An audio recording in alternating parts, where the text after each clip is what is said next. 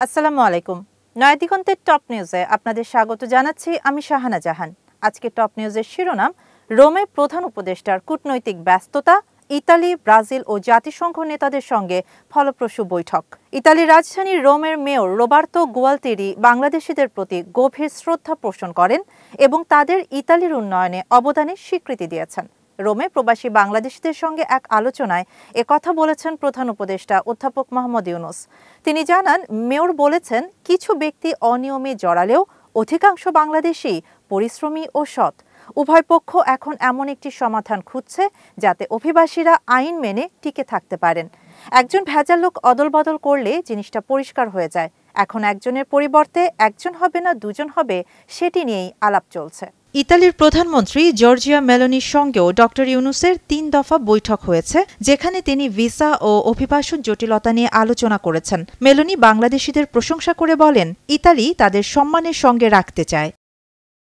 অন্যদিকে বিশ্ব খাদ্য কর্মসূচি WFPর ভারপ্রাপ্ত নির্বাহী পরিচালক কার্ল স্কাউয়ের সঙ্গে বৈঠকে রোহিঙ্গা সংকট ও বৈশ্বিক ক্ষুধা মোকাবেলা নিয়ে বিস্তারিত আলোচনা হয়। স্কাউ বলেন, রোহিঙ্গা ইস্যু এখনও সংস্থাটির শীর্ষ অগ্রাধিকারের একটি এবং প্রতিটি রোহিঙ্গাকে মাসে $12 করে খাদ্য সহায়তা অব্যাহত থাকবে। এছাড়া জাতিসংঘের খাদ্য ও কৃষি সংস্থা FAOর মহাপরিচালক ডক্টর কুং দোং ইও বাংলাদেশের গভীর সমুদ্র মৎস্য আহরণ ও ফল রপ্তানিতে সহযোগিতা অব্যাহত রাখার আশ্বাস দিয়েছেন।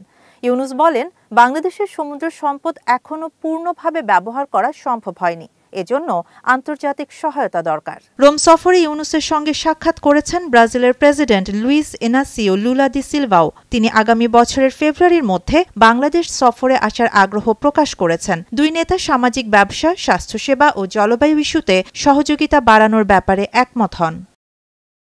এছাড়া পূর্ব আফ্রিকার মুসলিম দেশ জিবুতির প্রধানমন্ত্রী ক্ষুদ্র ঋণ কর্মসূচি বাস্তবায়নে অধ্যাপক ইউনূসের পরামর্শ চান এবং বাংলাদেশ সফরের আমন্ত্রণ জানান। রোম সফরে একাধিক আন্তর্জাতিক বৈঠক ও দ্বিপক্ষীয় আলোচনার মধ্য দিয়ে অধ্যাপক ইউনূস বাংলাদেশের অভিবাসন, খাদ্য নিরাপত্তা, রোহিঙ্গা ও কৃষি উন্নয়ন সব ক্ষেত্রে কূটনৈতিক যোগাযোগ আরও জোরদার করেছেন।